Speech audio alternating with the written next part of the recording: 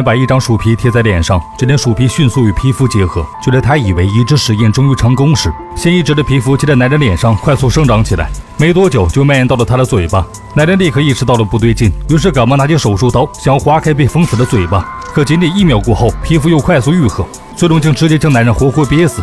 而这也给年幼的女儿小薇造成了巨大的心理创伤。时光荏苒，小薇虽已长大成人，但她的心中始终没有忘记当初父亲为自己移植皮肤所做的一切。要不是因为脸上丑陋的胎记，父亲也不会死去。为了延续父亲的研究成果，小薇凭借自己的努力，成功拿到了新西兰一所大学的全额奖学金。于是他便打算前往新西兰投靠自己的姑姑。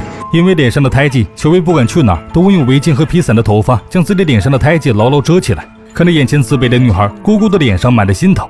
你心好漂亮，你知道吗？我有特别好的遮瑕产品，能把它全盖住。好了，你累了，我们先回家啊。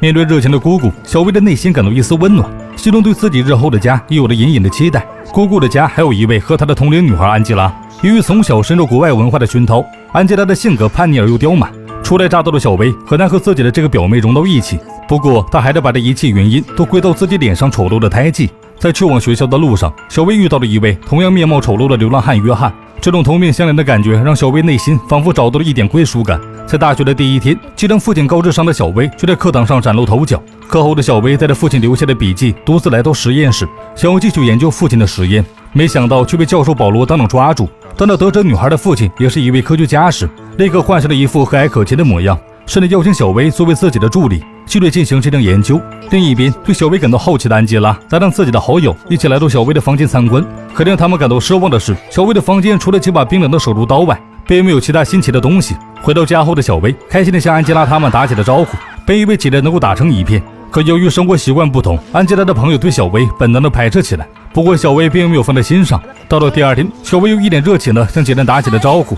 I wanted to invite you all to Yamcha for some chasui. Oh, what's that? Oh, I can take you another time. Chasui? It was my brother's favorite food. I want to get some for his altar.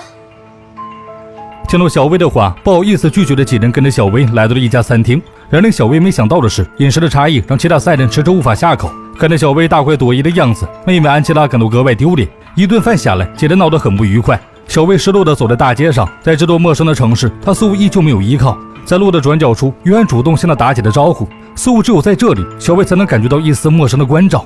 就在这时，保罗找到了小薇，主动向她交代了实验室的相关事宜。原来保罗在了解到小薇父亲曾经的研究后，便妄想通过窃取小薇的研究来帮助自己提高血路上的声誉。可他不知道的是，在这辆没有数据支撑的实验中，当后小薇父亲留下来的笔记怎么可能就这么轻易有所突破。数日下来，尽管小薇将自己所有的时间都用在了这项研究上，但实验的进度却还是一筹莫展。气急败坏的教授甚至找来了一位新人，想要取代小薇的位置。好巧不巧，女儿正是安吉拉的朋友黑妹。在得到自己抢了小薇的位置后，良心过不去的黑妹不仅主动向小薇表达了歉意，而且还鼓励小薇大胆摘下围巾。You know you can take that off, right? It's just us. Wait, it's fine. Come on, come on. That's terrible. No, I'll tell you what's terrible. The scarf. We can look out for one another, okay? You got this. I don't know what type of music you listen to. 就在黑妹低头找耳机时，交下了一张植物园宣传单，引起了小薇的注意。看在宣传单上的石花，她心里在父亲的笔记中曾有关于她的记载，或许这会是她突破实验的重要线索。于是趁着深夜，她割开植物园的铁链，独自溜了进来。硕大的石花仿佛有着致命的吸引力，在一众植物中显得格外抢眼。小薇割下了一部分石花后，匆匆回到实验室，用重新调制出的试剂打算进行下一步的实验。此时的保罗正在实验室的隔壁与学生衣服幽会。听到动静后的教授立刻整理好自己的衣服，偷偷朝实验室内望去。谁也没有想到，居然还有人在深夜跑到实验室做实验。小薇忍痛从自己的大腿上用力割下了一块皮肤，然后用小白鼠的皮肤重新覆盖在自己的皮肤上。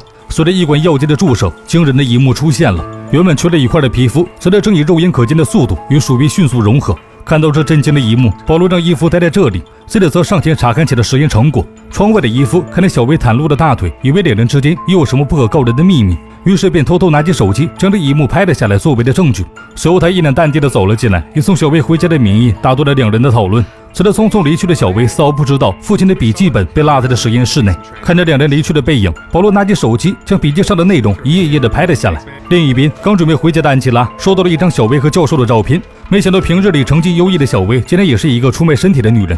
想到平日里小薇的奇怪作风，安吉拉决定惩罚一下她，于是拨通母亲的电话，打算将这一切告诉自己的母亲。可母亲却并不相信安吉拉的话，甚至认为这一切都是安吉拉在无理取闹。面对着母亲的责备，愤怒的安吉拉将一切怒火都撒在了小薇父亲的祭坛上。此时的义父将小薇拉到山顶，早已看不惯小薇的他，直接讽刺起了她的长相。 Look at you. You look ridiculous. No. Just trying to show Paul. Why don't you show me? You want to see? Oh, I'm kidding. Whatever. I don't want to see your granny panties. I just think you need to know this isn't how we do things here. We don't fuck our teachers for grades. You did. Actually, I've got to run now. But you'll be alright getting home, right? 义父走后，小薇捂着自己脸上的胎记，拼命的想要将它擦去。本以为在陌生的城市会有一个崭新的开始，可似乎只要胎记存在，她的人生永远都不可能重来。她默默咽下心中的委屈，独自回到了家中。可刚进门，她就发现自己父亲的祭坛被弄得一团糟，而罪魁祸首安吉拉非但没有选择道歉，反而继续挖苦起了小薇。随着最后一道心理防线崩溃，小薇和安吉拉两人扭打在了一起。慌乱中，小薇捡起地上的手术刀，狠狠朝安吉拉刺去。等小薇反应过来时，安吉拉已经没有了呼吸。为了掩盖自己犯下的错误，小薇将自己的希望全部寄托在了那只尸体身上。镜头一转，小薇已成功将安吉拉的脸皮融合到了自己的脸上。就在她惊喜地抚摸着这张新的脸皮时，楼下却传来了一阵汽车的引擎声。于是她赶忙来到安吉拉的房间，想要换上安吉拉的衣服，而姑妈却在这时推门而入。小薇赶忙装作一副平静的样子和姑妈交谈起来。好在有惊无险，姑妈并没有发现自己的女儿有丝毫的不对劲。为了不被人发现端倪，小薇开始从安吉拉的手机中模仿起了她的一举一动。到了第二天，小薇顶着安吉拉的身体来到学校，开始适应起了安吉拉的生活。在没有了脸上的胎记后，小薇第一次体会到了爱情的甜蜜以及友情的温暖。虽然这一切并不是她的身份，但是令她无比的激动。到了周末，小薇顶着安吉拉的身份与男友在山顶约会。就在两人想要深入交流时，男友却惊恐地发现自己女友的头上竟有一条可怕的伤疤。紧接着，一张沾满鲜血的脸皮掉落在了她的脸上。看着眼前满脸狰狞可怖的女孩，男友吓得连连后退，竟直接从山顶上掉了下去。看着一命呜呼的男孩，小薇害怕地回到了家中。她拿起那瓶粉色的药剂，再注入到了自己的脸皮中，这才重新恢复了安吉拉的长相。就在她想要弄清楚自己的实验究竟是哪一步出现的问题时，这才猛然意识到父亲的笔记本似乎找不到了。于是他赶忙给保罗发送邮件，想要打听自己父亲的笔记本。可此时的保罗正现在从小薇手中拿走的笔记本，根本无暇顾及其他。在没有得到回应后，小薇找来到实验室，一阵翻箱倒柜后，却依旧没有发现半年笔记本的踪迹。于是他拨通了保罗的电话，可没想到对方却将这一切的研究全部归为了自己的成果。听到这里，愤怒的小薇想去找保罗质问一番，却无意间碰到了楼下的伊夫。一个大胆的想法瞬间涌上心头，于是他装作安吉拉的样子，想让伊夫开车送自己回家。看着对方完美的长相和身材，嫉妒与仇恨不断在小薇心中涌现。在成功将伊夫带到自己家后，小薇偷偷将房门反锁，之后他又假借让伊夫看东西的名义，将对方骗到了房间。随着他的药效时间即将过去，脸上的伤疤隐隐露出。这时的伊夫终于意识到了不对劲，他飞快向门外跑去，可房门却早已被反锁。幸运的是，这几日安吉拉的房子还在装修，客厅的墙壁上已经被凿开了一个大洞。于是伊夫赶忙从客厅的洞中向外逃了出去。就在他以为自己即将要逃离小薇的魔爪时，却发现院子的大门不知何时已被反锁起来。其中生智的伊夫只好躲在了花园的池塘中。看着空无一人的院子，小薇将视线牢牢锁定在了花园的池塘中。她悄悄蹲在池塘的一旁，耐心观察起了水面的一举一动。看着水面荡起的波纹，小薇找准时间，一把将潜伏在水下的伊夫抓了上来，然后用手中的工具狠狠地刺向伊夫的头颅。没过一会儿，挣扎的伊夫就没有了动静。小薇这才满意的将伊夫拖了上来。随着一管药剂的注射，她再次拥有了一个崭新的身份。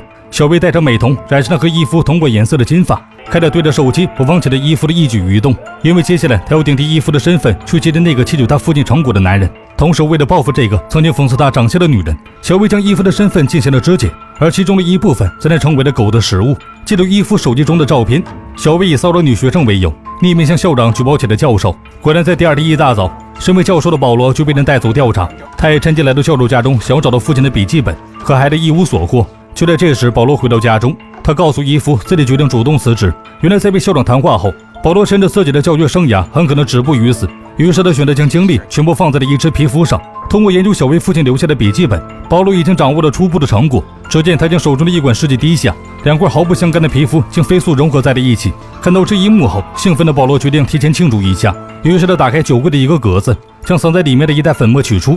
却不想这一幕正好被假扮衣服的小薇看到。趁着保罗离开的功夫，小薇悄悄打开酒柜的一格，虽然里面并没有父亲的笔记本，但他就找到了保罗留下的那管试剂。看得镜子中自己隐隐露出的伤疤，小薇知道此地不宜久留，于是便以自己头痛为由离开。待小薇走后，察觉到不对劲的教授掀开酒柜的挡板查看，这才发现自己留下的那管试剂已经不翼而飞。随着回到家的小薇忍痛撕下衣服的脸皮，重新回到了原本的模样。如今的她已经走投无路，只能不断地隐藏自己犯罪的事实。就在这时，与小薇许久未联系的黑妹找到了安吉拉的家中。听到黑妹结结巴巴的话，小薇瞬间猜得出这是保罗想要通过黑妹透出自己身上的事迹。于是趁着黑妹转身，小薇拿起身旁的保鲜膜，直接将黑妹捂到窒息而死。与此同时，迟迟没有等到事迹消息的保罗决定亲自上门找小薇谈谈。他也帮助小薇离开作为交换，想要让她交出偷来的事迹。看到这个将父亲的研究当做自己成果的男人，小薇气急反笑。他别的设计就藏在冰箱中，却在男人一脸兴奋打开冰箱大门时，小薇突然拿起手中的工具，直接朝男人刺去。等到保罗才睁开双眼，胸前早已被人割开。看着一脸惊恐的保罗，小薇表示，既然他那么想要自己父亲的研究成果，那就将这份礼物送给他。说完，小薇就拿起一块皮肤贴在保罗的胸口上，紧接着用一管黄色的药剂朝保罗身上注射下去。在药物的作用下，保罗痛苦地挣扎起来。眼看大仇得报，小薇开心地唱起了歌。这个巨大的动静同样引起了邻居大妈的注意。就在他前来究竟发生何事时，却意外撞见这惊悚的一幕。看着吓得落荒而逃的邻居，小薇心中顿感不妙，还没来得及等他处理，周围就传来了一阵阵的警笛声。小薇赶忙朝门外跑去，可没跑几步就被警方发现了踪影。小薇连忙加快了脚步，想要躲避警方的追捕。这时他看到了在角落中的约翰，像是发现了救命稻草般。小薇请求约翰让自己躲在他的怀中，这才逃过了一劫。只是还没来得及等他高兴，他便惊恐地发现身体已经被沾染上了那只粉色的药剂。下一秒，在试剂的作用下，两人的皮肤开始迅速地融合起来。影片的最后，与约翰皮肤融为一体的小薇取代了约翰，成为了一个彻头彻尾的怪物。或许此时的小薇已经明白，因为自己的一时逃避和贪念，才酿下了这样的大祸。容貌的焦虑让他敏感而又自卑，感受不到外界的一丝光亮。他渴望获得友情、爱情和亲情，可那些东西似乎永远不属于他。当尝到美貌带给他的甜头后，他疯狂地想要获取更多的东西，可他就忘记欲念太深的人反而会被蒙蔽双眼，违背自己的初心，最终牵手将自己推向万劫不复之地。